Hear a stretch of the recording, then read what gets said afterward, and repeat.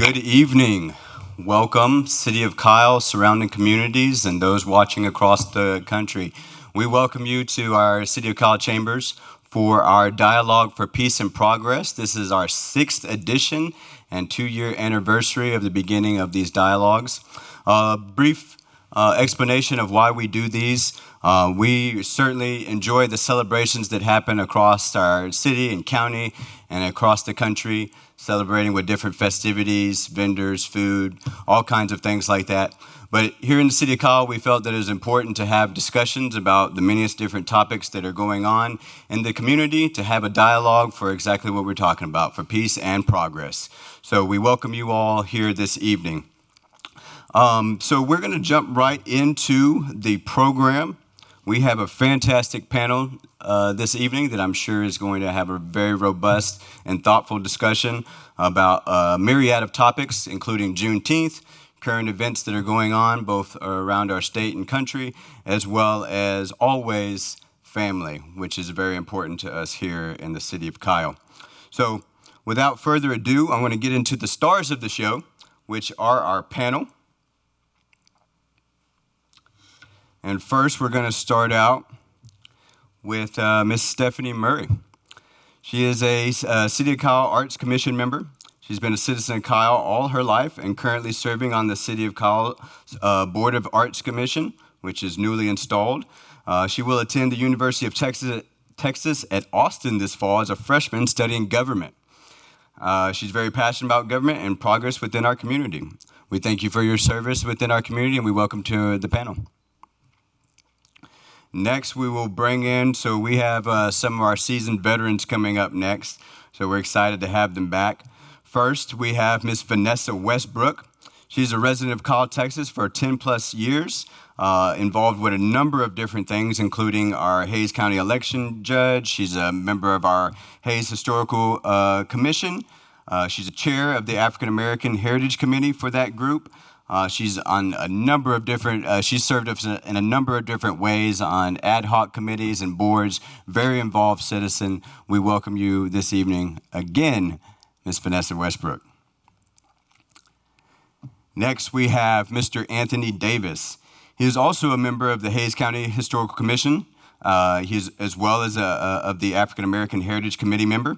He's a lifelong resident of the City of Kyle for the last 25 years. Member of the, I mentioned he was a member of the Hays Historical Commission, African American Heritage Committee. He holds a Master's of Arts in Political Science from Texas State University, go Bobcats, and previously paneled in the Black History Month 2022, as well as June 2021 Dialogue. So we welcome you back for your third venture in this. Thank you, Mr. Davis. And then last, but certainly not least, my brother in Christ, Mr. Pastor Marquette Curl. He's the pastor of the Rock, R-O-C-K, Kyle Church. He's the senior pastor of that church, as well as the founder of the Impact Education Program for Hays CISD. He is the chaplain program for, the starter of our chaplain program for the Kyle Police Department, and Vision in Progress, which is student ministry at Texas State University. Pastor Curl holds a number of different degrees throughout a number of different universities. There's a number of them, brother. You have an impressive resume. We always appreciate you coming to give your wisdom and experience and breadth of knowledge to our community in this panel. We welcome you again. All right. We're going to get right into the show here. So, the way this will work is I will explain some questions or conversation starters, as I like to call them, because this will be a conversation amongst the panel. They can take the conversation wherever they like. They can answer the questions. They can completely go off script if they like. But that's the point of this, is to have a conversation amongst them and a dialogue. So we'll get this thing rolling. So the first part here is Juneteenth topics. But we'll start out so we can have everybody a little bit on the same page. We've got a couple of videos that we're going to show briefly explaining Juneteenth.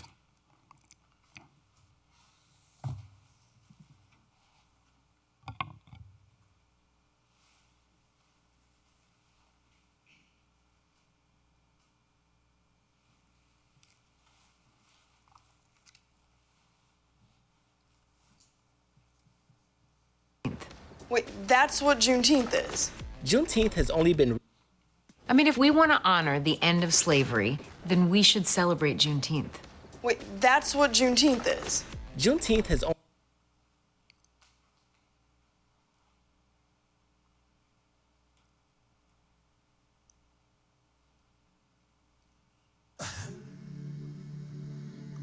What is Juneteenth?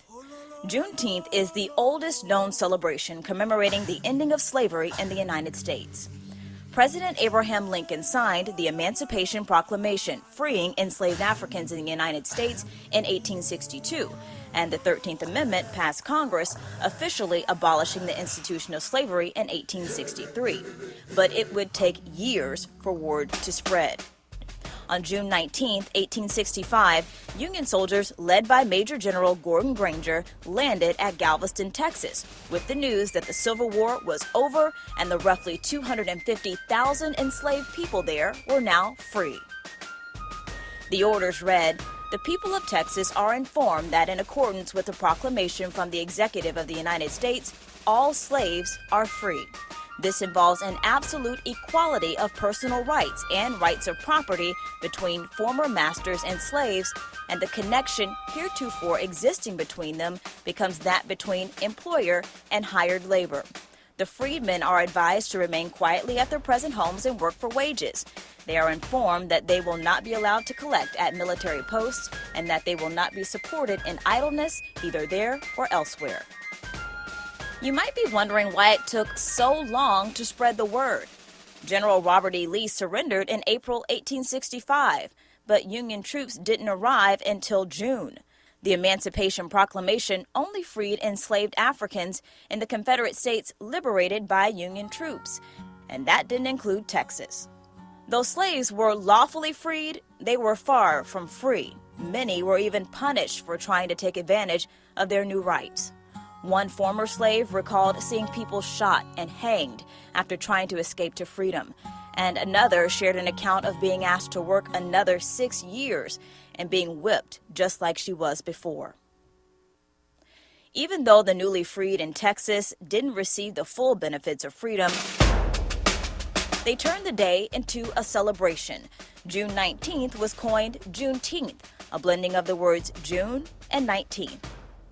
Every year, Juneteenth became a chance for people to get together with family members, measure progress against freedom, and teach rising generations the importance of self-improvement. They would read the Emancipation Proclamation, hear sermons, share meals, and play games. And many of those same traditions carry on today in Juneteenth celebrations across the country. Texas became...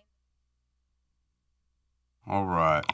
Thank you, Matt. I appreciate everybody having patience with that. I gave him a very difficult task of playing 2 videos, but there was a little point behind that. In the first clip, we see from the television show Blackish that they're having a conversation there, and one of the younger people in the family realized what Juneteenth celebrated.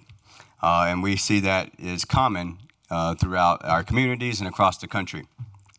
Even amongst the African American community, and learning what that is. So that was the point behind that. The second video certainly explained a lot more there, but I really particularly like that video because it gave the full proclamation almost entirely there.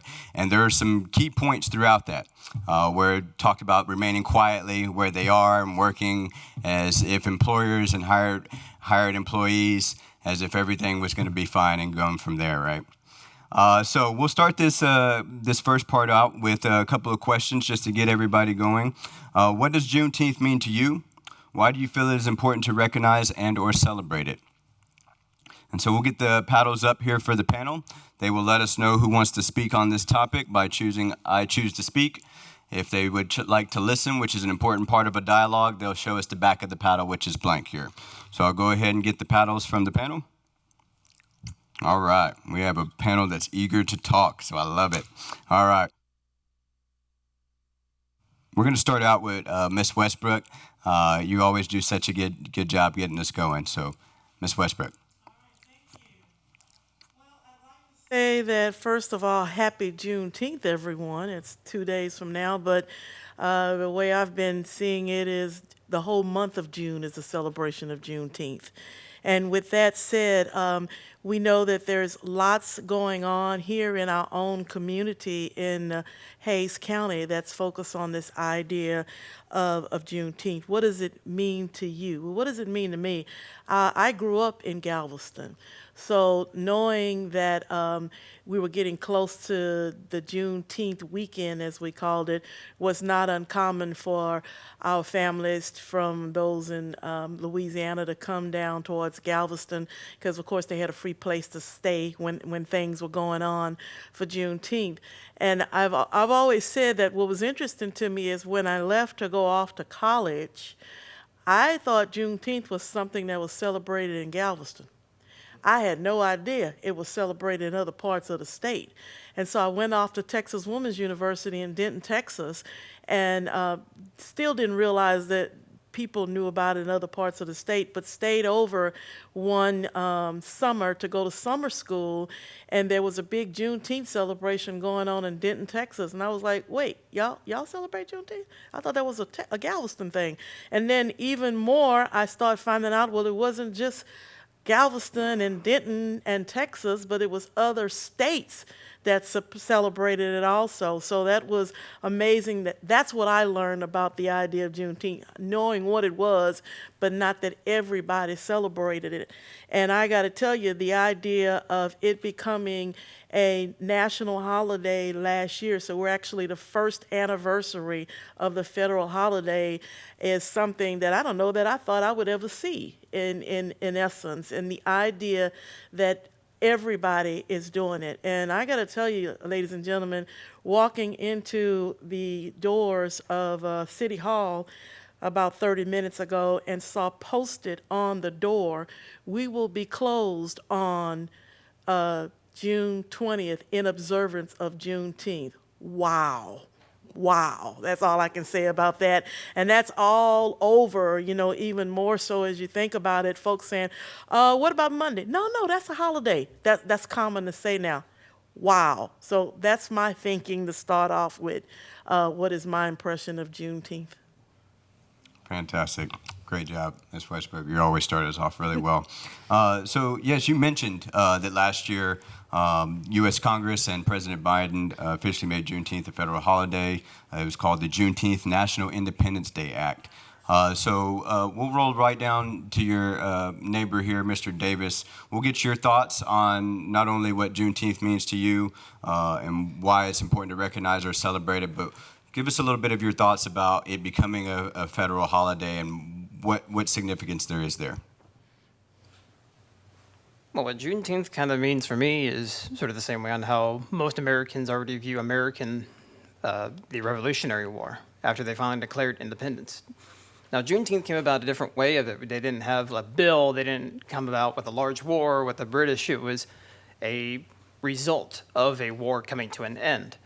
And of course, you end up with a remote state of Texas where it takes too long. But we did finally reach that. And it just took until June 19th for it to finally reach that. So to me, it's always sort of, I don't know, I view it as a human rights victory rather than just one necessary sector in Civil War, American history. I always see it as a victory for Americans to come in and celebrate that we finally got human rights right, which nowadays is a bit of a significance unto itself, which is weird to me. I've grown up knowing Juneteenth, and that will probably be a question that you'll ask later.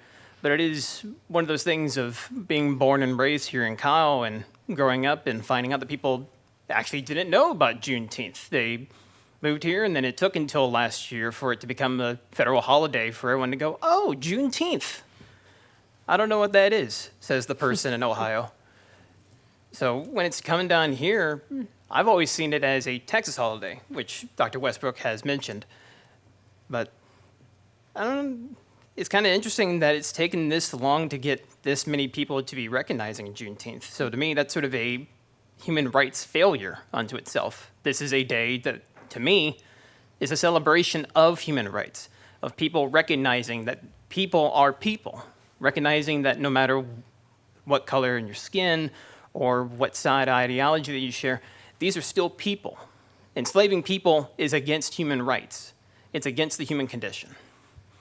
So seeing that at Juneteenth it's just sort of a freedom day, which kind of comes along with the name of National Independence Day.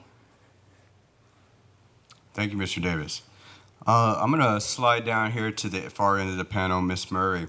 So certainly we'd like to hear your thoughts on what has been discussed as well, but I'm going to add a little bit extra here to you. So certainly we're not in any way expecting you to speak on behalf of all young people here, but tell us a little bit about as well when you answer your perspective of younger generations and if they truly have a grasp and aware of the history and the holiday and the importance of it, the impact of it becoming a federal holiday last year, and kind of your thoughts on that. So for me, I think this is such an important holiday for all Americans. This national holiday has become a cornerstone for Texas history, and it's aided in heralding a form of equality and prosperity in a state which was historically the last to grant rights to a marginalized group. But in commemorating such a holiday, we're commemorating a victory for a marginalized group, which is a victory for an entire nation and humanity as a whole. But going to your question about my generation and if we fully grasp it, I would say that the people I surround myself with, I think they have quite an understanding of what it is. But I mean, for me, I took more rigorous courses throughout high school, so that's kind of who I was always surrounded with. And I think in that sense, our curriculum was kind of the same throughout the entire nation. But when you look at more like on-level classes, it may be a little bit different what they're learning state to state, so I can't really speak about that.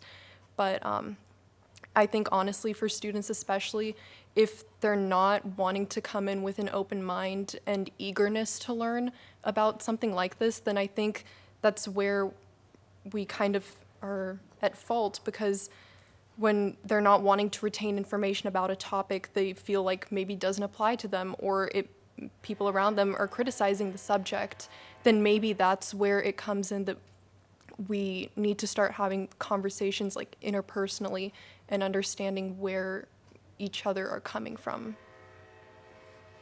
Fantastic. Great thoughts on that, and certainly appreciate that perspective, and it truly is important, the people we surround ourselves with as well. Before we get to you, Pastor Curl, we're going to get the Mentimeter question up, so folks will have a little bit of time to start answering that one. So our first Mentimeter question, well, first, for the audience, both here in person as well as watching online, you'll go to menti.com, that's MENTI.com there at the top, and use code 19467727, and this will get you right into the questions that we'll be asking tonight.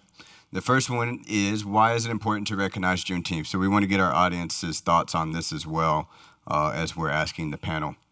So we'll give the audience a few minutes to go through that and get their answers in. When we'll swing back to the panel here and get our final panelists in on the conversation. Pastor Curl, your thoughts.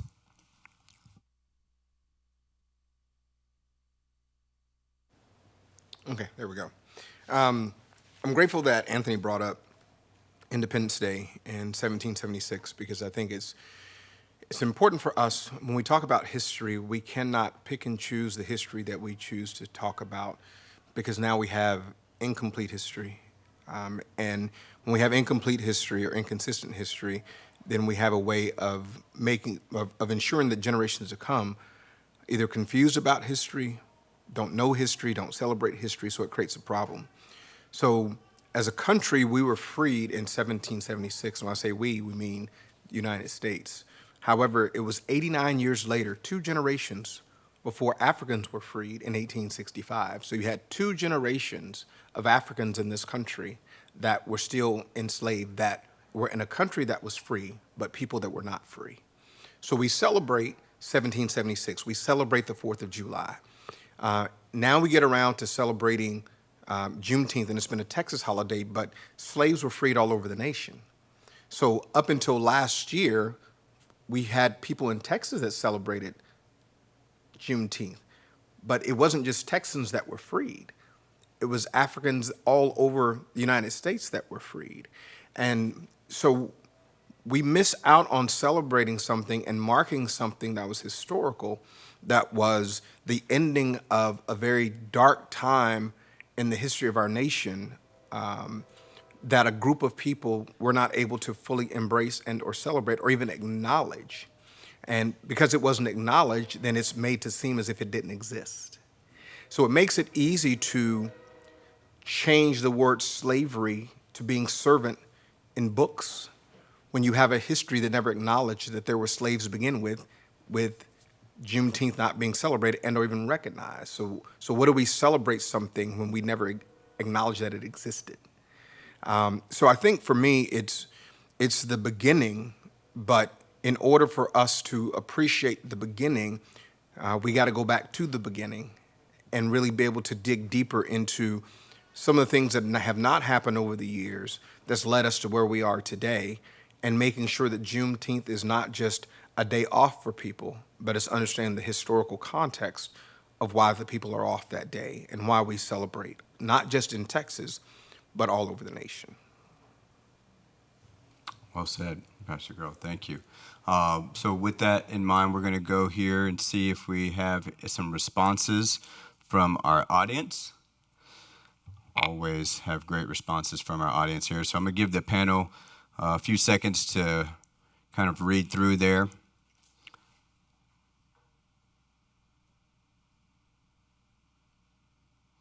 And then I'm going to get the panel's reaction to any number of these responses that kind of pop out to you.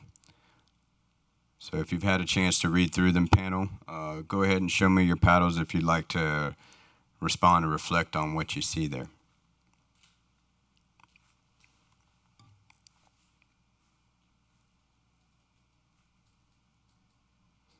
We have still continuing to come in. All right, Mr. Davis, thank you. Pastor Curl, thank you.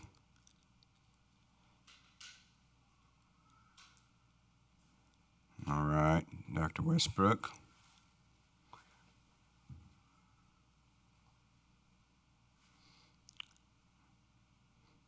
All right, so I'm going to go ahead and get folks back in here on the panel here while we're continuing to have some really thoughtful responses come in. We always appreciate our audience participation. So we'll start out, Mr. Davis, you had your paddle up first. So some of your reflections on the responses you see from our audience.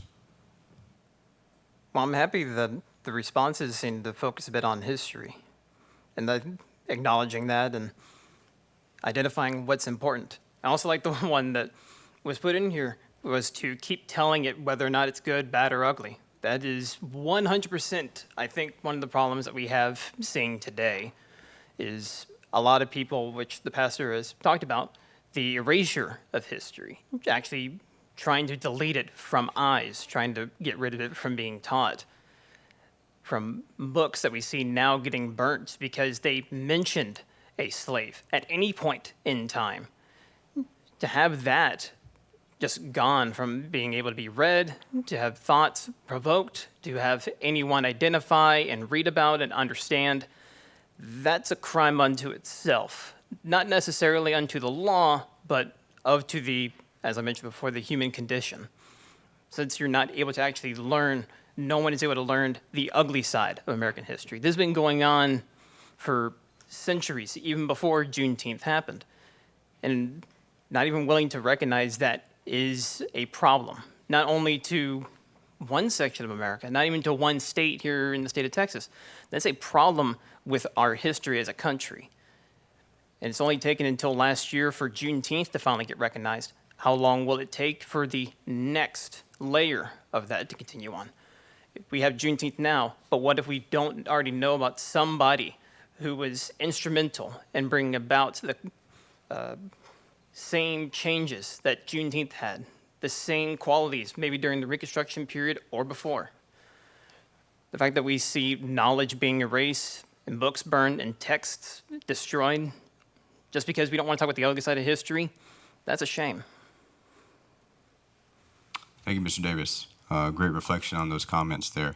Dr. Westbrook, you had your paddle up second here. We'd like to get your reflection on the what you've seen and then perhaps anything else you'd like to add. Okay, thank you. Two of them I saw. One of them says, because we have an incomplete picture of history in the U.S., that was one, and the other one that caught my eye is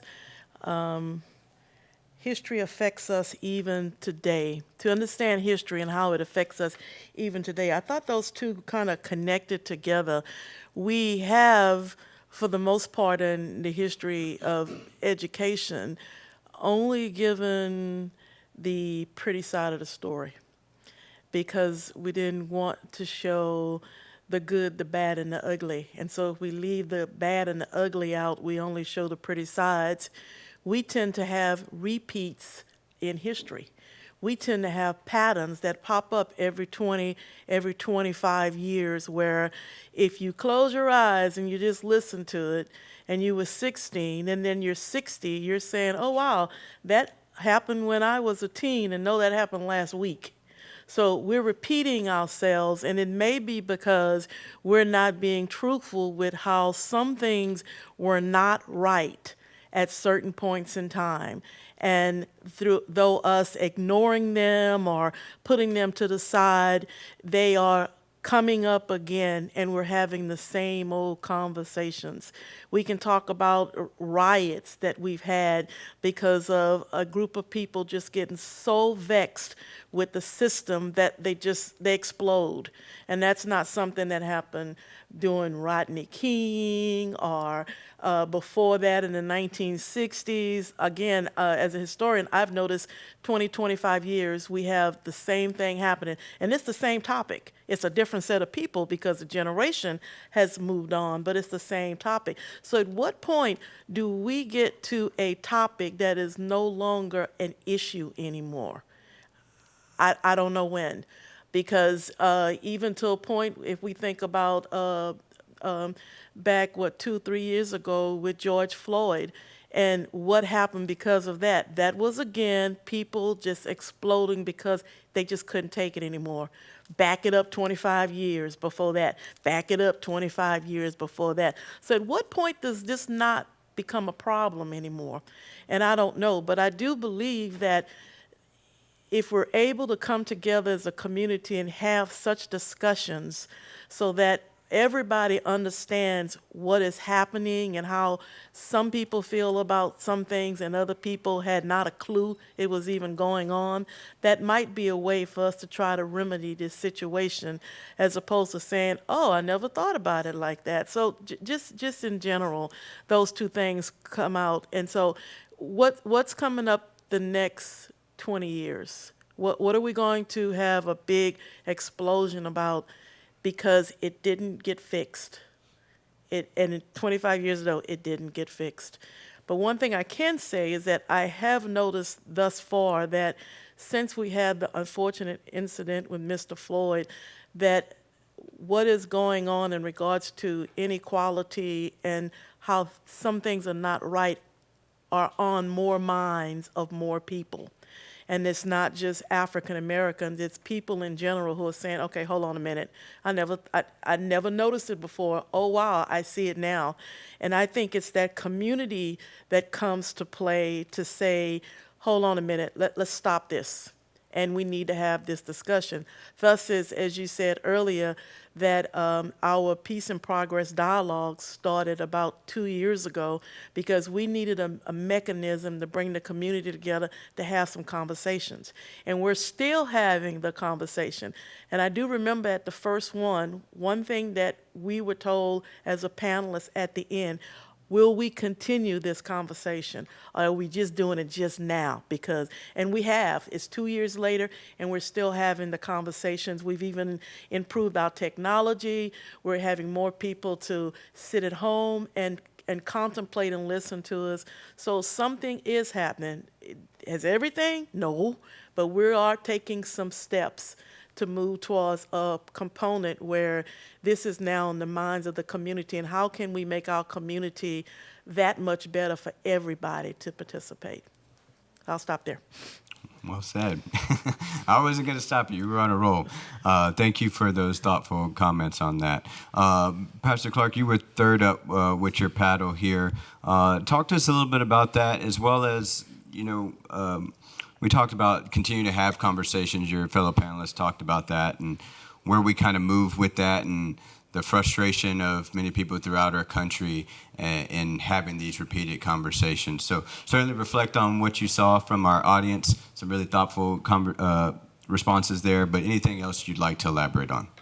Sure. I mean, Ms. Westbrook, Mr. Davis already kind of talked about the importance of history and the challenge that we have with history and history repeating itself. And as a pastor, as a father, as a leader in the community, I have history, some of which I'm not very proud of, but I have history. And that history makes me who I am. The history has shaped me to be who I am. I've learned and grown from some of the history. We as a nation, because we want to hide some of the things about our history, it prohibits us from being able to grow. That's why we keep going back to some of the same things over and over again, because we haven't grown from them, because we try to hide them, we try to alter them, we try to change them, versus acknowledging that, yes, this happened, and it was wrong. However, we have a better perspective today. We have a better understanding. I applaud Stephanie and her generation because they have a benefit that I didn't have, which is this wonderful thing called technology. And it's hard to hide things in an information-driven society. Mm-hmm. It's hard to keep things because you can burn the book, but you're not burning the internet. So how do you keep the truth away from them and keep them from being able to research on their own, to be able to go back and look throughout history and find out the atrocity of chattel slavery, to find out stories of young men that was way before a George Floyd, but an Emmett Till, and try to look back at all the things that have happened that are ugly and evil, but part of history. And when we don't embrace history and we don't acknowledge history, my wife and I just got back from Israel in May. We went to Israel for a 10-day pilgrimage through Israel, and we had a chance to go through the Holocaust Museum. Very emotional, but history. Ugly, evil, but history. We have a problem with history because our history makes us uncomfortable, but we don't change until we become uncomfortable. And so until we are willing to become more uncomfortable, I pray that I get a chance to see some of the change, because there are younger people that are younger than us that have access to the info that my generation have maybe tried to hide because we didn't want to be uncomfortable. They're willing to be uncomfortable because we don't change until we become uncomfortable. So I'm praying that these type of dialogues will continue to make people uncomfortable. I pray that my presence makes people uncomfortable. Because that's the only way we begin to change. Oh, well said. Man, really thoughtful comment about not being able to burn the internet. You're absolutely right about that. But one thing we do see going along with that is there's a lot of information out there. And there's factual information, there's misinformation, and there's disinformation. And that impacts a lot of just every generation, understanding how to separate those different things. Ms. Murray, did you have any reflections on what you've seen from the audience today, or anything that you've heard from your panel that you'd like to give your perspective on? Well, I'd like to comment on what the pastor said. I think while it's important that information is out there for us, it's also really important that we're seeking that information. I'd like to talk about the war in Ukraine right now. For the Russian people, they have access to YouTube and they have access to information, yet they choose not to look at it and they choose not to seek that out. And I think that's something that's so important, that when we're looking at like propaganda being spread throughout a country, it's sad to see that they don't seek the information for themselves, even though it may be out there for them, which I think it's important that when we start looking at such horrific acts like that, we have to seek the information for ourselves. Thank you for bringing that up there. We're going to get, we certainly appreciate the audience participating in that. We're going to get our second Mentimeter question up here, because we really like the audience participation. That's something ever since our first one. We didn't have it in our first dialogue, and ever since then we've added the audience participation piece, and that's been a hit. So we're going to get to the second question here. Same website, same code there, because this kind of falls in line with some of the things that the panel's kind of been talking about. And the question is, how do we best incorporate the significant contributions of Blacks and other minorities into our year-round celebrations or even education? So we'll give we'll give the audience a few moments to respond to that. But while we're getting their response on that, I'd like to get this one question in that I had for the panel that they were aware of. And I said, what would be your elevator speech to America? So if anybody's familiar with what an elevator speech is, a short speech that you only have a few floors to explain to somebody what you want them to understand. And so what would be your elevator speech, and what would you say is your hope and wish for this country? So while we're getting the audience to participate on their Mentimeter question, I'll get paddles for anybody who wants to participate in the question I just provided to you all. Panel, I'll get your paddles up. All right, got Dr. Westbrook and Ms. Murray here. What was yours, Mr. Davis? All right, thank you, sir. All right. All right, Dr. Westbrook, we'll start with you.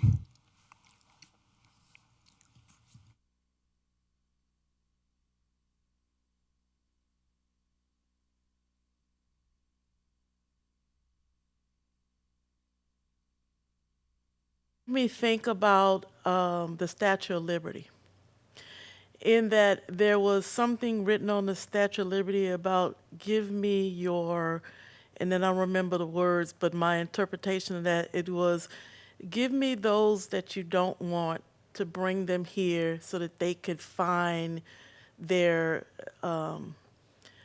livelihood.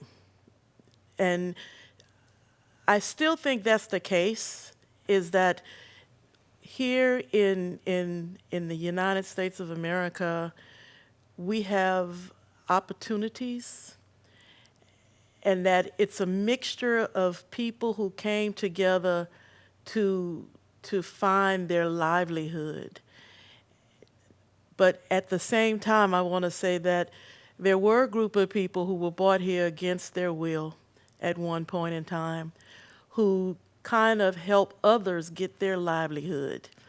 I remember back hearing often, and you look at movies about Southern life and that kind of thing, the one thing that was the problem with why slavery should have stopped was that it would change the livelihood of the slave owner.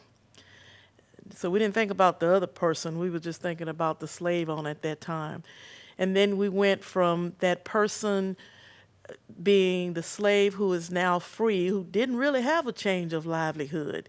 And just about every time you look at something that talks about Juneteenth, it talked about the idea that the slaves were freed, and now they should go on about their business and live their livelihood. And that didn't happen for almost another 100 years, this livelihood.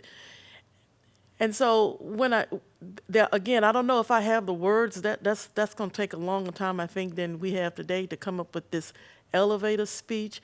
But we have opportunities, and if we allow everybody to seek the opportunity, we would be so much better off. But we tend to make a judgment call on who should seek an opportunity and who shouldn't, though this is a land that was built on come in to seek out your opportunity. So it's almost like we get to the gate and then we say, yep, you want opportunity, go ahead. You want opportunity, go ahead. You want opportunity, oh, wait, stop, you, hold on a minute. Stand right there for a minute. You want opportunity, you want opportunity. And so that's not how that works. If we're all gonna seek an opportunity, then let everybody seek an opportunity who can get here in order to be that good citizen, in order to be the person to help prosperity and to be able to make this a place for everybody who wants to live here. And we're not quite at that point yet, and it's over 200 and some odd years, and we're still not at that point yet, because if we weren't talking about Juneteenth and the African American perspectives, I got a couple other more perspectives we can be talking about right now that having the same issues we had some 200 years ago. So I'm gonna stop there. Okay. Thank you, Dr. Westbrook. I'll go ahead and fill that in. The quote I think you're referring to from the Statue of Liberty is, "Give me your tired, your poor, your huddled masses, yearning to breathe free, the wretched refuse of your teeming shore." I'll change my mind. Okay, all right. All right, Pastor Kerr, we appreciate that. I'm going to get, I saw Miss Murray with her paddle up second, so we're going to get her in next. Miss Murray. Well, my wish for the country and just our community in general is that we live amongst people who are different to us, and we recognize how they carry their own stories and their own pasts. And I think when we recognize each other's differences, we're able to grow in empathy and understanding. And I hope that we strive for more of a better community and more compassion in our communities, and we're willing to listen to someone else's perspective. I hope that we become a country who listens to each other rather than just waiting to argue our point. Very well said. That is so true. Sometimes I think, to your point there, we're just waiting to respond, not really listening to what is being said there. Very thoughtful response there, Miss Murray. Pastor Curl, I know you're itching to get back in there, so let's hear your thoughts on it. So it's Miss Westbrook's fault. I was going to be quiet. She has a way of bringing things out. So my elevator speech would be that it's time to move our discussions from equality to equity. I think that we have too many discussions about equality, and equality means that we started at the same place. Equality means that we have access to the same resources. Equality means we have same benefits. Equality means we have same opportunities. We have a lot of conversations about equality. We have laws on the books about equality. However, for a race of people, African American specific, there's no way to have equality until we first have equity, meaning that we have to now be given the same platform and have the same opportunities and start from the same starting place, of which there was a couple 100-year difference. There were people in this country that had a head start, and unfortunately, they've had a head start and kept the head start. And if I would argue this probably increased the distance, not decreased the distance. And so if we're going to actually make progress, then we got to shift our conversations away from just equality, because equality, I think, is the ability to be able to hide behind a term and to be able to pass legislation that does absolutely nothing. Because it's one thing to say, I'm giving you something, but how are you going to give me something when I never started out with anything? It's the old, pull yourself up by your own bootstraps. What if I had no boots? And what if my boots had no straps? Then what? So I think that our discussion at some point in time has to change, and we've got to move from just equality and placating to actually making sure that there's equity, meaning that we have the same opportunities and there's the same resources available in order to now pursue the same opportunities. So that's my 2-minute speech. Well done, well done. All right, we're going to go back to the audience participation piece here and get their responses on the question.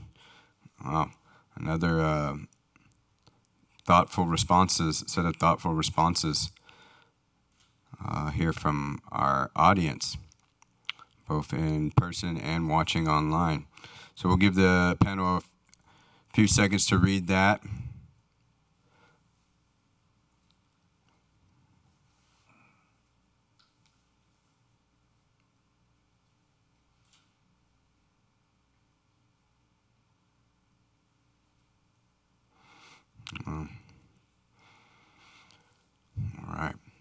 Audience is getting right in there. I like it. Okay, so we'll go ahead and get the panel to show their dialogue paddles on reflecting on anything they've seen from the audience.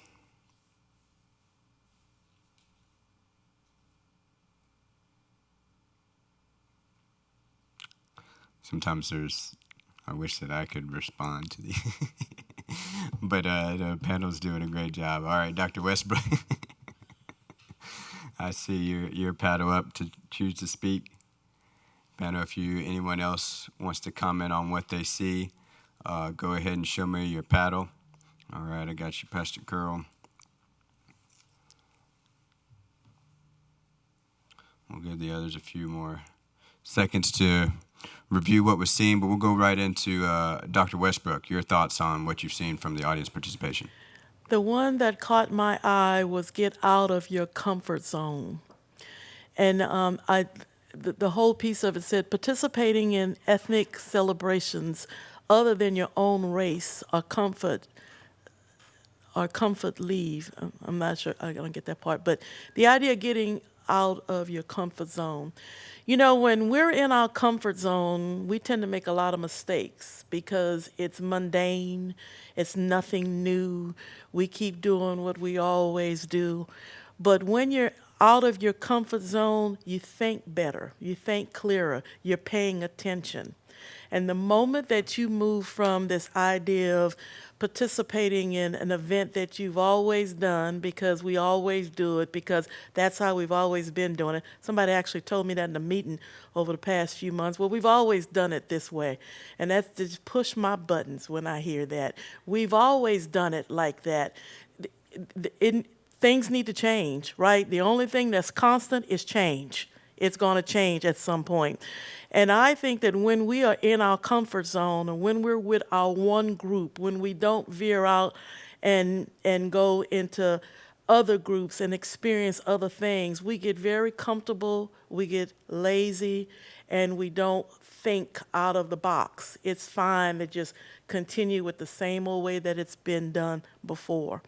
And we won't get out of our comfort zone until we're ready to make that big step out of that box and say, let me do something differently. Let me talk to someone else. Let me have another kind of experience, because I think those are the things that gives us a better perspective to see other perspectives. And something on here also about other perspectives. We need other perspectives, because Stephanie put it so well, is that it's not about waiting to make an argument, but it's about listening. I think she said something like that. I so admire Stephanie. Stephanie is on the Arts Commission with me. And by the way, in case nobody knows, she won the Juneteenth essay contest this past month. Her essay is being put on the historical, I'm giving a little perk here, it's given on the Historical Commission's website if you want to go and read it. It's absolutely excellent.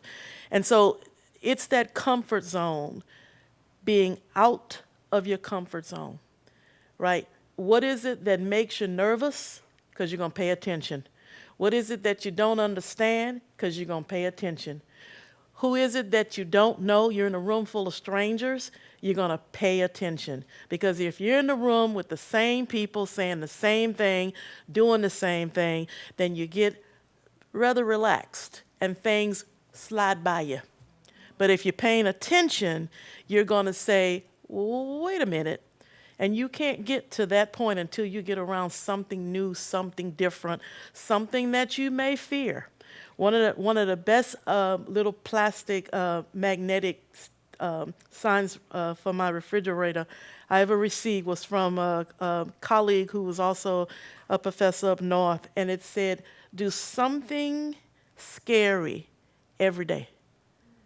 To be thinking out of your comfort zone. Do something scary. Now, that doesn't mean go jump off a building and do bungee jumping and anything like that, although you could do that if you want to. But it does mean go sit at a table with a group of people that you don't know, introduce yourself, and engage in a conversation with them. How hard is that to do? To now have different perspectives on something that you never even thought about. And having somebody say, oh, what is that you're eating? And then you say, well, it's such and such. Oh, I've never had that. Could I try it? You're in your comfort zone. You don't know what it's going to taste like.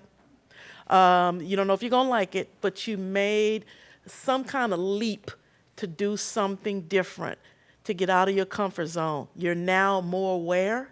You're now thinking clearer, and you're now looking for things that you hadn't noticed before.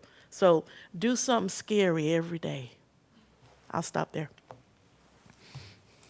Sounds like a good magnet for the refrigerator there. All right. Anyone else have their paddle up that wanted to respond to? Yes, Pastor Curl. One of the statements was talking about Black History Month not being an elective, and as well as information on Native Americans, Mexican Americans should be mandatory. I'm always interested in the fact that Black History Month is the shortest month of the year. It's February, 28 days, 29 on leap year. Juneteenth is 1 day, celebration. So we have 29 every other year, 30 days of a year where we may have a discussion about the plight and history of African Americans out of 365 days in a year. There's no way for us to really begin to understand the plight of African Americans, the struggle of African Americans, the life of African Americans, the culture of African Americans, if it's only a discussion 1 month out of the year, the shortest month, or we just celebrate Juneteenth. It's almost like just placating a group of people in order to satisfy them instead of doing things that really can facilitate change. I think that it's important that we expand upon. I'm grateful to continue to be invited back to these discussions, whether it is Black History Month that we do it or Juneteenth that we do it, because it's hopefully reaching people and making people think and making people look at self and really ask, what am I doing, and am I doing some scary things? Am I willing to be uncomfortable to get to know and understand my neighbor that lives across the street or next door, or my person, of a different race or ethnicity that lives around the corner or that I work with, or whatever the case may be. But we've got to expand. If we want to be able to learn and know, it has to be something that, as Stephanie said, one, you got to want the information, because we're not lacking information. It's there. You just have to desire to want it. But two, we've got to now expand past just a month or 1 day of celebration and, barbecue and, events, and really get down to some of the deeper conversations and some of the more challenging conversations that we really don't like to have but are necessary in order to get to know and understand an individual of why do they act the way they act, why do they see life through the lens in which they see. You'll be amazed at how much you can learn just by talking to a person and understanding where they come from and why they view life the way they view it based upon their experiences. So that's just all I want to add about the Black History Month. Absolutely. Thank you, Pastor Curl. Mr. Davis, you also had your paddle up to reflect. Going off of the same one that the pastor pointed at, talks about on how Black History Month should not be an elective, rather that neither should that of the natives or Mexican Americans. It should be mandatory. We learn Caucasian history all year round. But you also have another one that talks about how Black history is American history. That is, the second one at least is how I've grown up. Whatever happens in American history is something that ought to be learned. It needs to be studied, it needs to be looked at, it needs to be analyzed, and anything bad that happened needs to come about in a better way tomorrow. And it doesn't have to be today, but tomorrow can't be never. But one of the problems that we have is the same language that was used in the first one, where it's, we learn Caucasian history all year round. We'd have Irish Americans during Jim Crow that were being brutalized and beaten in the streets. My family came from Germany. when World War II came around, they had to change their last name or else they risked being put into a camp. So when that comes down to Caucasian history, both of those come back to Caucasian. Both of those go back to white Americans. But both of those populaces were persecuted. So while, yes, we did have progress, Italian Americans and German Americans are seen better nowadays. Same thing with Irish, same thing with Asians, especially that we've seen with changes in citizenship law that we saw in the late 1800s when Jim Crow was starting to come around. We saw those massive changes. But you need to understand, though, is that there isn't a Caucasian history. It's American history. Black history is part of American history. Asian history is part of American history. Italians, Germans, Irish, if they are part of America, they are American history. So when it is pushing away Caucasian history as though it wasn't American history, that's where you start to see the problem that is the other side doing that. You see the other side pushing against Black history. No, don't talk about the uncomfortable stuff. Don't mention slavery. Don't go back to 1619. No, you need to learn that stuff. You need to study it. It is worth remembering. It is worth learning. It is history that doesn't need to be forgotten. Thank you, Mr. Davis. Certainly, I appreciate when the panel brings up a number of different myriads of topics and perspectives. That's certainly what we're hoping to get when we put these together. I'll say a little bit here that, when the City of Kyle puts these together, we certainly do a wide call for anyone in our community and surrounding community to participate in these. Sometimes we just don't get other perspectives that want to come and share. And, we welcome all those perspectives to have this conversation. And so, once again, I think our panelists that have served on past panels and continue to come back and participate in this discussion. And hopefully we can continue to, hopefully that will be an example for others to participate as well. Before we moved on, Ms. Murray, did you have anything that you want to add to that? Okay, no worries.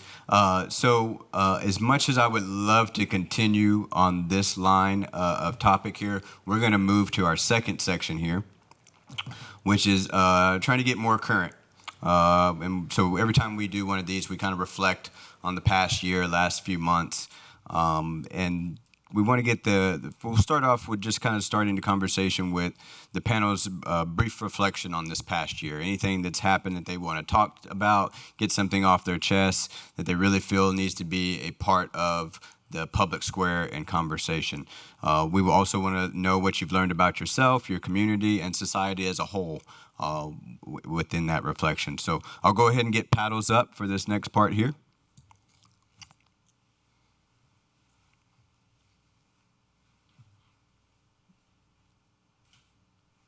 Thank you, Dr. Westbrook, Mr. Davis.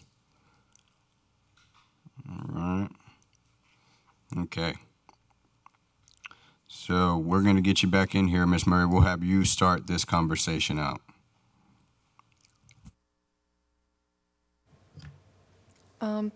I just wanted to say, just like reflecting on the past year, I've learned a lot that society can be pretty brutal and auspicious to certain groups, but I see that whenever we look at a small community like Kyle, for example, it's in those types of communities where you see change and you see people coming together to support each other, and I really like this whole conversation, and I really enjoyed being a part of this, and I think it's a good step in the right direction.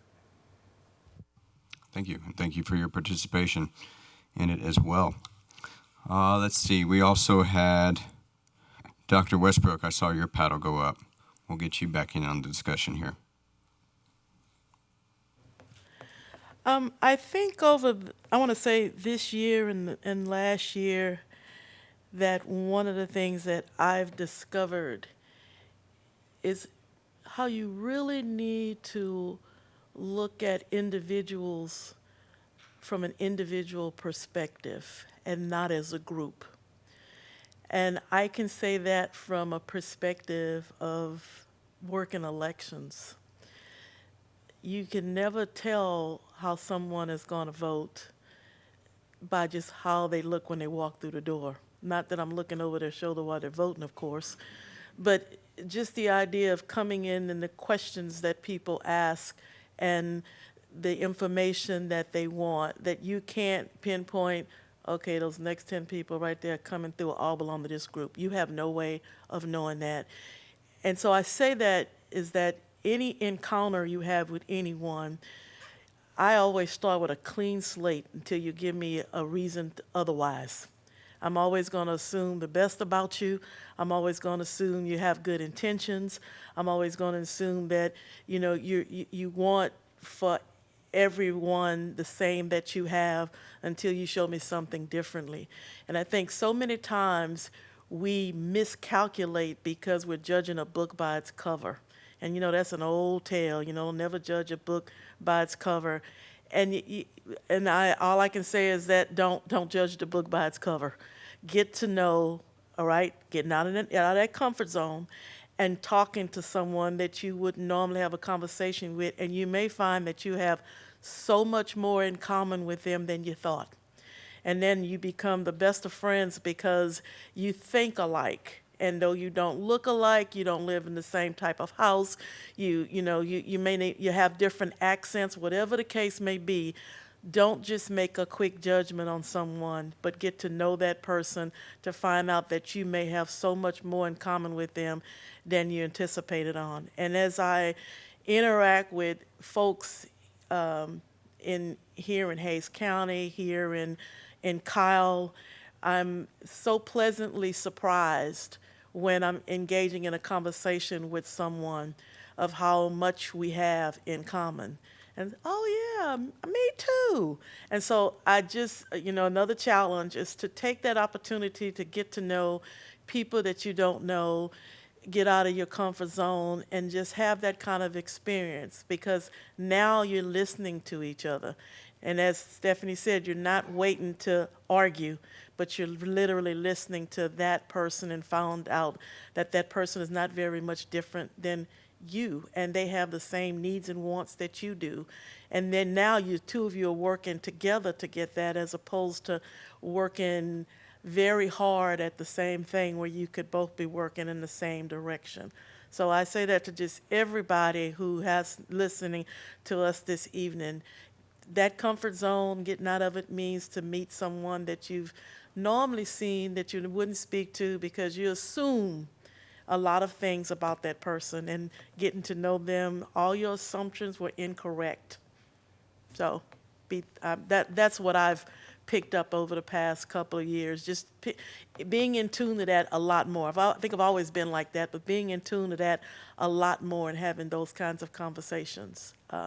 When we're talking about neighbors, we're talking about a policeman, we're talking about a fireman, a teacher, a pastor, the person at the grocery store, the clerk, the cashier, whatever the case may be, that positive interaction and experience can take you so much in a better direction, as opposed to you already putting up a roadblock, making an assumption because of a physical appearance or something that you may see on the outside, and you have no idea about the inside.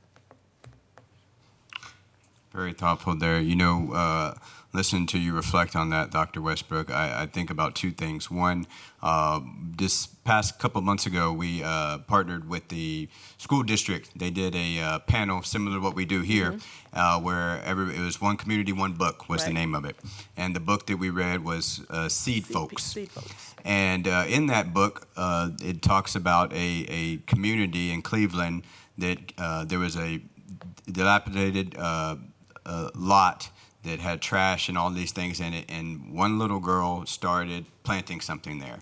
And then over time throughout the book, you still should read it. I'm not giving anything truly great away. It's still worth the read. The community comes together, and you see people of all different backgrounds, socioeconomic backgrounds, racial backgrounds, all those different things coming to plant in this one lot. And then they start to communicate with each other, their neighbors that they never talked to before, until they had something like that in common. It also made me, with your reflection, think about in February of 2021 when we had the snowstorm for the week. And you saw the community, certainly here in Kyle, come together, Come together. and They help each other. people get to know each other that had never spoken to each other and probably had seen each other in all kinds of different fashions within this community. Something negative happened, but it Right. still brought the best side of the community It to kind did. of interact did, with each yes. other. So I certainly appreciate you bringing that up, because we can see that, and it does happen, and that gives me it certainly encourages me. So thank you. I know I typically don't give my thoughts on these things, but that just made me think about that. No, that was a good one. Who else had their paddle up that I missed here? Both pointing at each other. Anybody else want to reflect on anything that we just spoke about with that? Certainly in the past year. Well, we can let's see.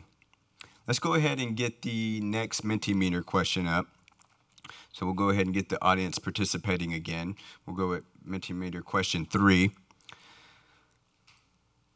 This one is a word or two describing your impressions and feelings of what our society and relations within our community need now more than ever.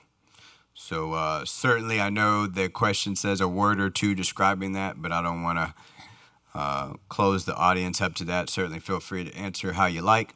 But something you really feel like in this time here in June 22, what our community needs now more than ever. And that can be our local community, it can be our larger community.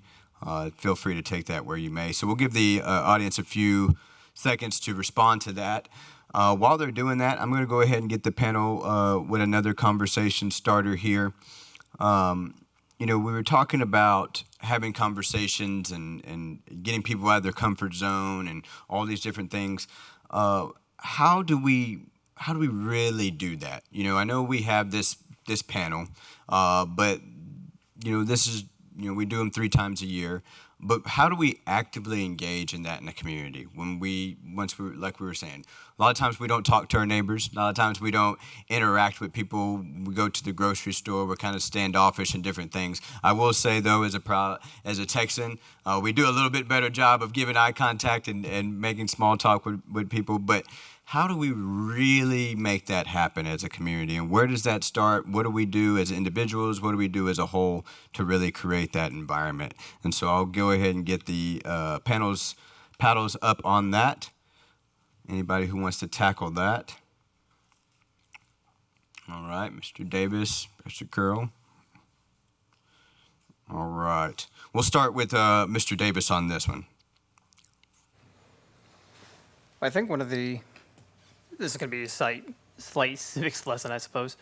But one of the ways that you can try to get the community in order to talk and bring up different issues about different problems that they have within the community or within the municipality that we have here in the city of Kyle is going to sound weird, but force to a degree. And it's mainly just from having mixed zoning, doing multiplexes, having cheap housing, having a mass transit system. When you have people that their primary means of transportation becomes being close to one another, people tend to, over the course of time, when they start to see someone repeatedly over and over, they will bring about a conversation. And that could be neighbors. I mean, down here, like you just said, we don't really have a problem down here in Texas, a lot of eye contact. But if you are able to get to that point where everyone's still close together and they're still getting somewhere, so it doesn't sacrifice cost, it doesn't sacrifice where that person is going or what they're doing that day, they will strike up a conversation. They will talk about what's been going on. And if it's someone that they really trust, someone that they actually have a mutual agreement with, they'll spark up any conversation that comes along. They'll say, oh, hey, Beth, I didn't know that you were going to be on the 402 today. And so that's something that you can't really get if you're in a city or even in a state or even in a country that is mostly populated by vehicles. Interesting perspective. Thank you, Mr. Davis. Noted. Let's see. We had Pastor Curl that also had his paddle up. One of the things that's happened with our country, I'm a pastor, so at some point in time I got to bring up the church. We're classified in theology as being a post-Christian nation. We no longer, even though we have in God we trust on our money, we don't trust God with our hearts.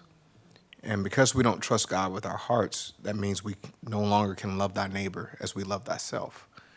And so within the church realm, the churches used to play a huge role in the community.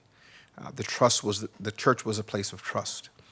The church was a place of relationship building. The church was the pillar of the community. The church was, the place where people built relationships. The church was the place where everyone was at least had some level of equal footing, because we are all one in Christ, and we all serve the same God. But what's happened now that we are a post-Christian nation, and with all the division in the church that deals with denominational separation, ethnic separation, all the different things that separate us. The Sunday morning worship hour used to be 10 a.m. or 11 a.m., but now many churches have, their own times of worship. But the Sunday morning worship time is the most segregated time in our country. The most segregated time of the week in our country is during the worship time of church service, because we may work with you, but we're not going to worship God with you, because we may not even be worshiping the same God.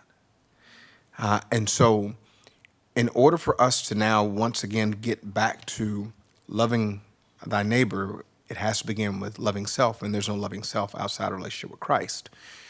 So for me, it is the churches have to lead out. I have personal knowledge of this situation that happened in Houston with Mayor Turner due to COVID. And Mayor Turner had to plead with the spiritual leaders of the city of Houston to return to in-person worship services, because there was a direct correlation between the crime rate and church services taking place. And because there were no church services taking place, people had other things to do with their time, and they were missing something in their lives. And so he had to plead with them to stop just streaming and return to in-person worship, because it was safe to do so. But they had gotten comfortable streaming and pre-recording and doing things out of a studio. So the church plays a big part in getting society back to a place of trust, getting us back to a place of community.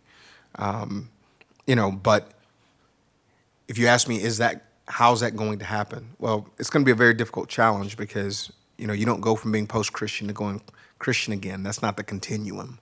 The continuum is Christian, post-Christian, neo-pagan, which is no godliness at all.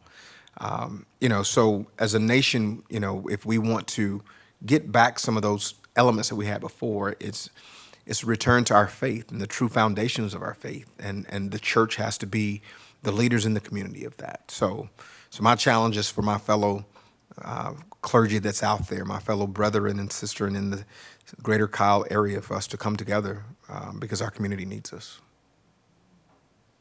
Thank you, Pastor Curl. When there are many things I appreciate about you, but one of those things is that you're not afraid to challenge even those that are in the same field and like mind with you. So appreciate your comments on that. We're going to go and get the responses here. We have a number of them, it looks like, from our audience here. Oh, I love when they're like these. This is why I asked for the word, 2 words. So as some of you all might be familiar with this, the larger the word, the more responses that it was probably given by our audience. So we'll give our panel a few seconds to look through those.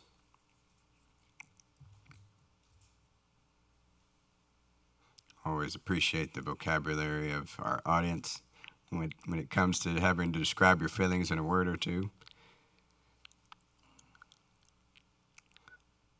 All right, panel, we'll go ahead and get paddles if there's anything that jumps out to you that you'd like to reflect on from what you've seen. Dr. Westbrook. Okay.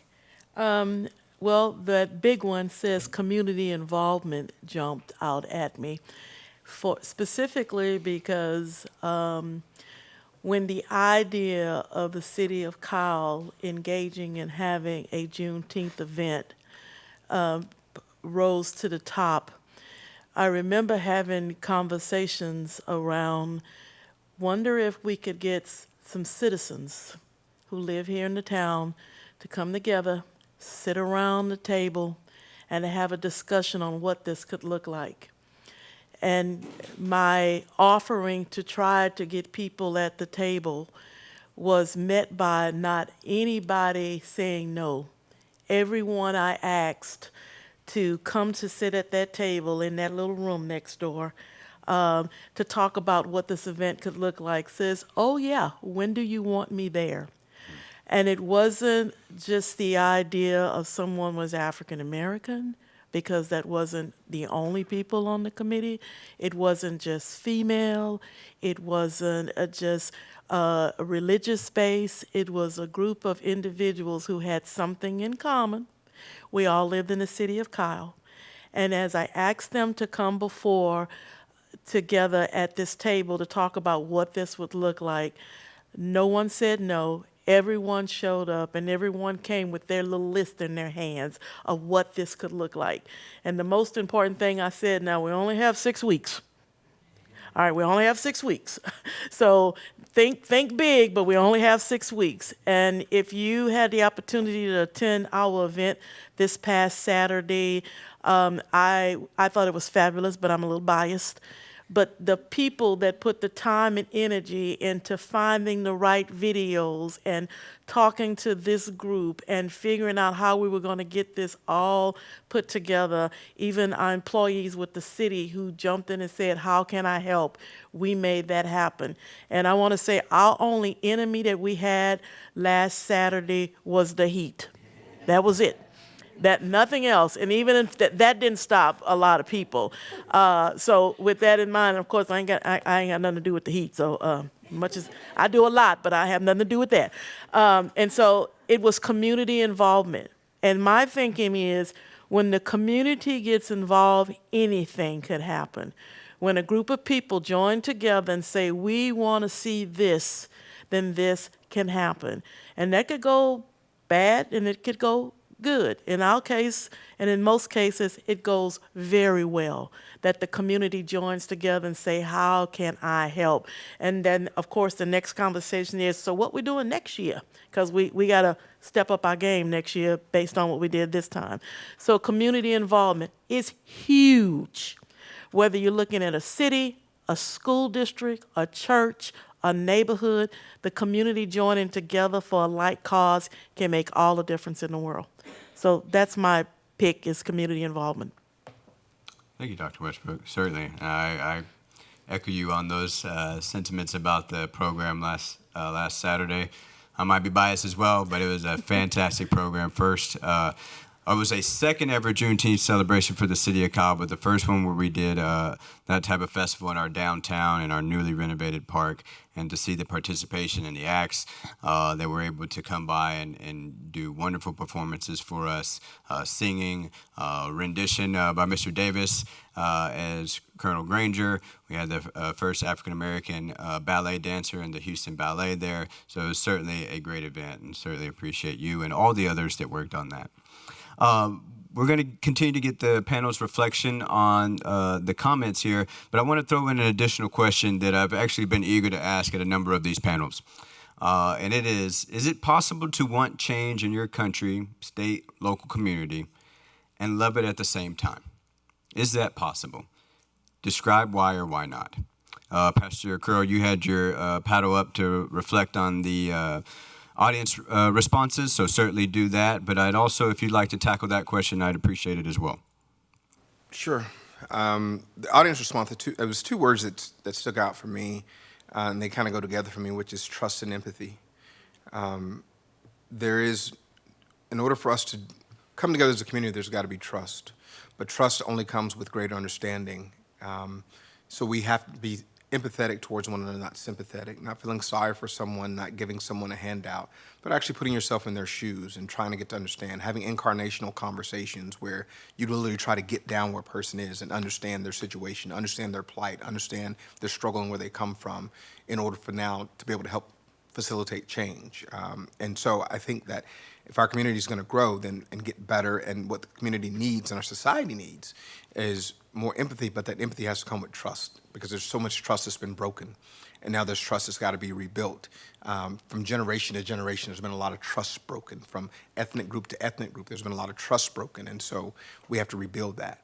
The other question was, can you have a love for your country but still want things to change? It's like being in a relationship with a person. You know, I mean, you love that person, but there's some things you probably want to change. There's things that we like and some things we don't like, but we're not going anywhere. You know, that's as if you're married. You know, I love this country, but doesn't mean that I like everything about it. I've had a chance to travel the world, and I wouldn't want to live in any other country. You know, I love this country, but there's some things in the country that I don't like. There's some experiences and there's some history that I'm not very fond of. So you can be a place and be a part of something while not liking some of the things that have happened, or liking some of the history, or liking some of the things that we've experienced. You know, so I think that it's yes, you can love something and love the country while still desiring change. Thank you, Pastor Girl. Really appreciate that reflection there. Anyone else want to jump on either the audience responses or the question I proposed? Mr. Davis. I'd like to go ahead and tie the two together. That it is possible. When you want something to change, it means you identify a fault with that. And you don't usually seek change for something that you don't care about. If you don't care about it, you'll let it go, do whatever it wants, as long as it's hurting nobody. When you do want to change something, that shows that you have respect for it. That shows that you understand the importance. You still actually love something. Now, of course, at this point in this day and age, it's starting to feel a bit like abuse, but slowly but surely we are healing. It's just sad that it takes so much abuse, so much hurt, so much heartbreak to get this far. But what we have on here with the Mentee, though, is we are identifying something that we need now more than ever. That itself identifies that there is an existing problem, that people think that there is a problem worth solving. If they didn't think it was, they wouldn't have put anything in here. They wouldn't have submitted to the Mentee. So there is a lack of respect, a lack of empathy, and a lack of community involvement according to the top three answers we have. Now, we can't solve that. There's been abuse going the other way. There's a lot of respect loss, as the pastor said. There's a lot of trust that's been thrown out the window. How long that's been going on, who knows? In this country, as far as I'm aware, there's been a mixture and a change, I guess going back to what the pastor said, for a different change, minority groups over that who becomes a scapegoat this year. And we have it with empathy when something like that happens. We do need to show empathy. Dr. Westbrook mentioned George Floyd. Before that, you had Eric Garner. Before that, you had Michael Brown. And then even then, you had Trayvon Martin. That's a problem that has been going on for even when I was in middle school and really started paying attention to this stuff. You solve a lot of that by having that community involvement. And the pastor mentioned one of those communities is churchgoers. And it's not necessarily just those at church. You do have Christians, and they are able to speak. Those are neighbors. And there is a good community that fosters that. They will talk about problems that they're having. They're problems that they see not only in themselves, but others in their community. Same thing if you're a member of the YMCA. Same if you go to the same school as another student. You will start to have this is going to be a big word, but coalescence of a community. Now, in the school that usually comes in with the PTSA, if you're going to even Lehman High School or at least Hayes High School, I don't know if they still do project graduation at Johnson, but you have something for students to rally around that we have with the small students, or the young students, excuse me. But you see those communities fostering. So there is a growth of respect towards that community involvement, and it's not everywhere how it used to be. There's books and people that relate back to how it was during the, even like in the 40s, during the war, even when it's coming back with a lot of GIs in the 50s, civil rights in the 60s. You saw a massive push of community, millions of people getting together for a single cause. That's huge, but you don't see that anymore. But a lot of that also goes into, I guess, going back to what our youngster was talking about. Stephanie, I'm sorry, I'm terrible. But going back to what Stephanie was talking about, where everything is online. but you can find those communities there. And while it does bridge people in, it also can burn it for others. So it is taking respect into what you are seeing and making sure that what you're seeing is something worth believing in and not necessarily going with something that you just read off of Facebook somewhere. Thank you, Mr. Davis, for your reflections on that. Anybody else want to get in and tackle that before we move to the next topic? Miss Murray. I'll talk about the one of wanting change in your community and loving it at the same time. So I think that most of us were probably citizens of this country only, and if we want to make this a better living space, then we have to act with love and compassion. And if we want to see materialized change, then we must love our communities first, even just like Kyle in general. We're all humans, I believe, and if we want change, we have to act with love in our hearts. And if we're not acting with love in our hearts, then I don't really see what's the point in wanting to change anything, because there's not going to be any progress without loving each other and loving our communities. Well said. Absolutely. That is very powerful, to have love and compassion for one another. Thank you, panel. It's been a really thoughtful discussion on a number of those topics.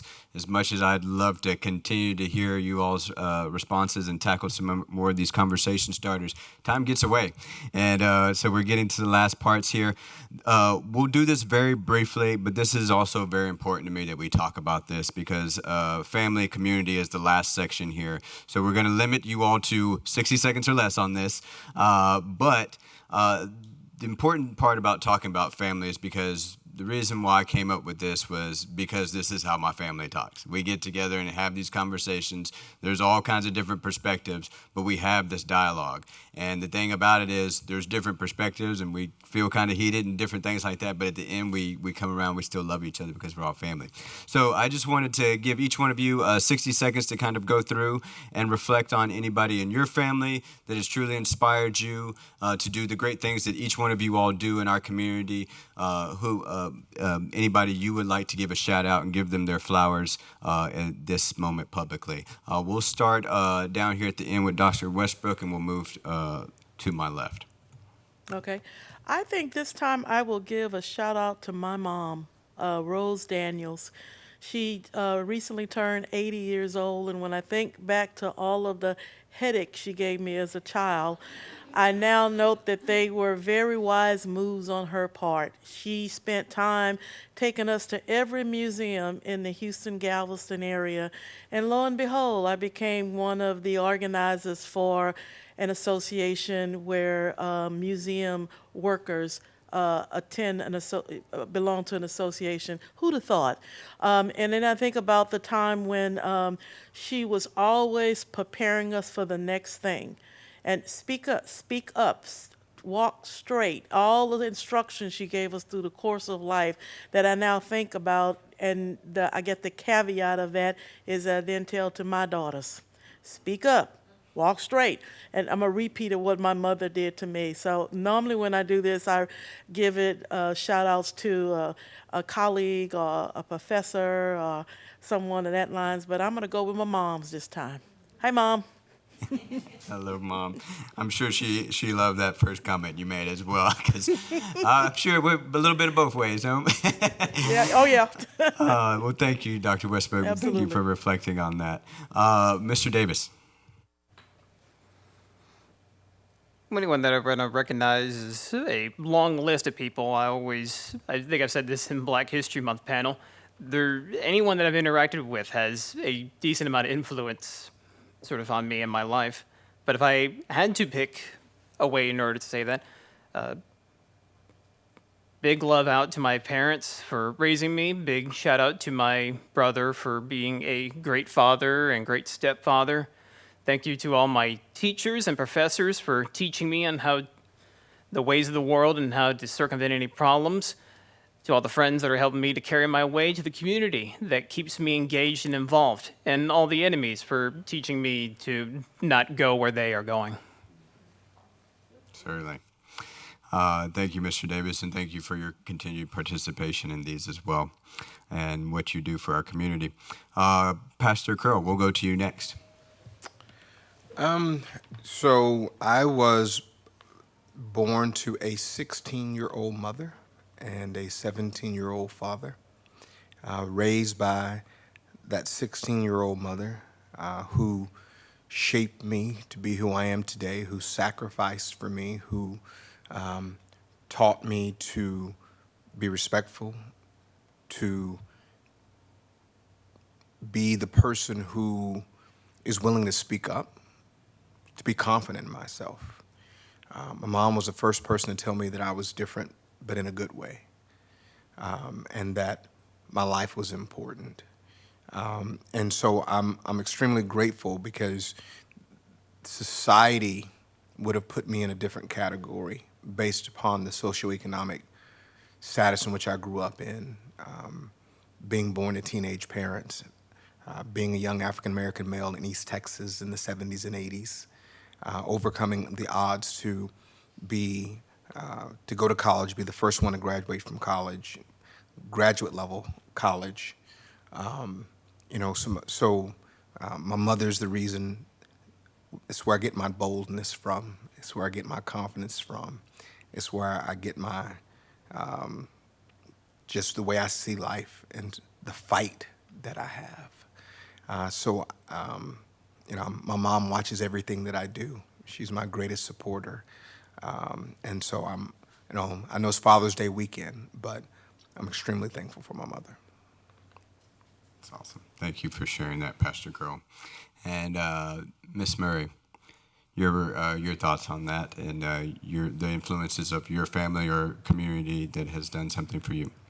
I want to highlight someone important in my life. I haven't met this person actually, but my great-grandma on my dad's side was one of the first female business owners in San Marcos at a time when it really wasn't acceptable to do that. And she endured her fair share of prejudice as a woman owning a business, but as time went on, people began to recognize the tremendous impact that she had on her community, and she really was a trailblazer. And many people still tell my family later on, like, they remember her and they remember shopping at her store and how she was such a giving person who was selfless. And even though I never had the privilege of meeting her, she still inspires me with her courage and tenacity. And I hope to be remembered by my community, even a sliver of the way that she was remembered by hers. And I hope to one day inspire younger girls the way that she inspired me.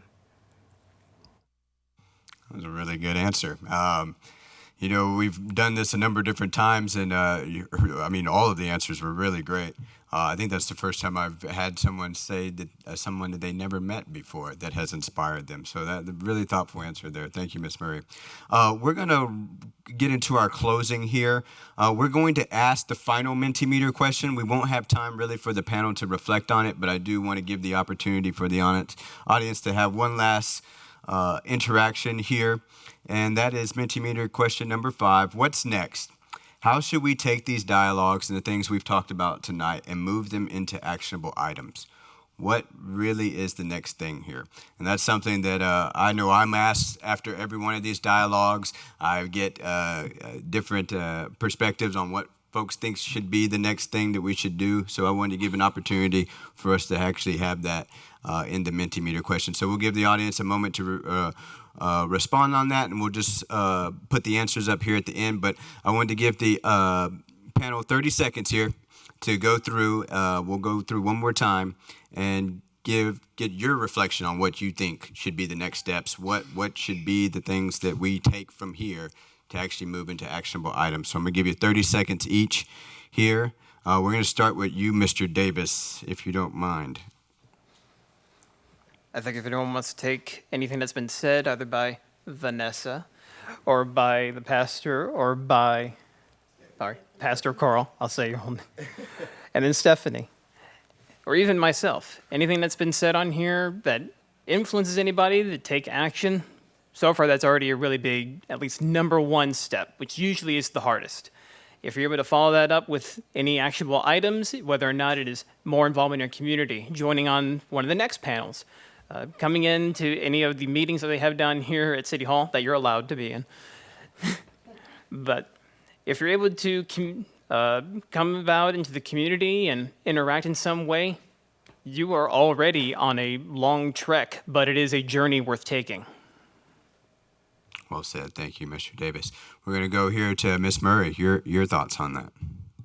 I think, honestly, community outreach seems to be the most important to me right now.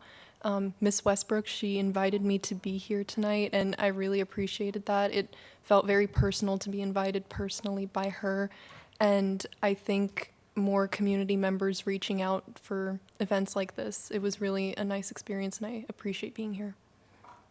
We certainly appreciate you being here and your perspective as well. Dr. Westbrook, major kudos to you on that. Appreciate that. Your thoughts? Thank you.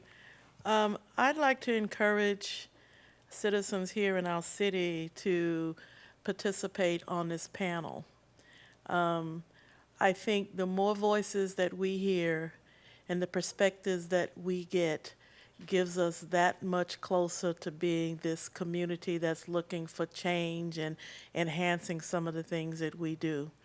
And so if you said, oh, wow, she's on there again, well, take my place next time. How about that? I'll be more than happy to sit out in the audience and listen to you, and you come and give a perspective of these questions. And I think that would be a great way to get involved. It's not scary as you think. It really isn't. And as you can see here, the questions are put before us, and we're asked to just speak from our hearts, and that's all we're doing. And regardless of whether it's the good, the bad, or the ugly, we want to hear your perspective, because that's how we're able to make change. And I'd like to actually see this panel be people under the age of 35 giving a perspective, the millennials in that little group after. You come tell us what you think about what's going on in this city, what you think about Juneteenth or Black History Month. Come give us your perspective, and I'll be happy to sit out in the audience. I promise I'll be there to listen. Second, third, fourth, and fifth that. Thank you. Appreciate that perspective. And once again, your willingness to always participate and give and share your experiences and thoughts is very much appreciated. Thank you. Pastor Curl, coming to you last. I wanted you to give wrap up the panel's comments here. I'll give you 60 seconds because I know you might need a little bit extra time. Go ahead, sir.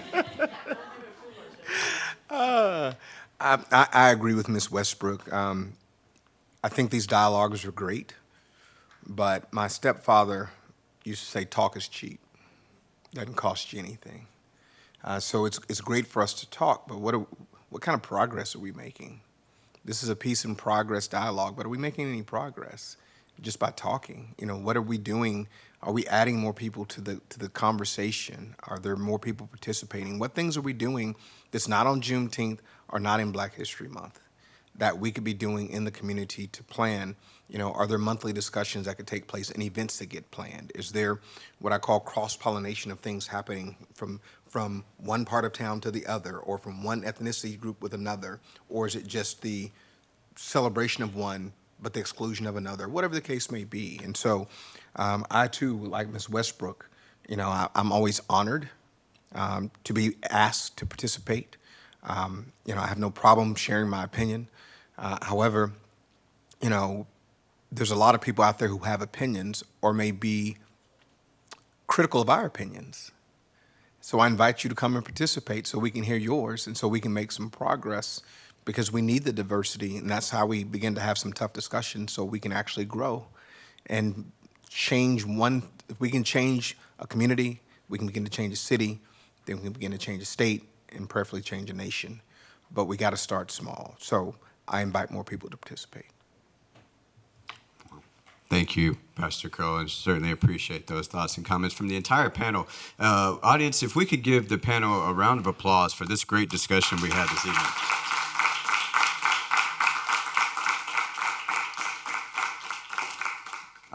You know, listening to the number of the responses that were given tonight, I'm sure it's jogged a lot of different thoughts among those watching here and online.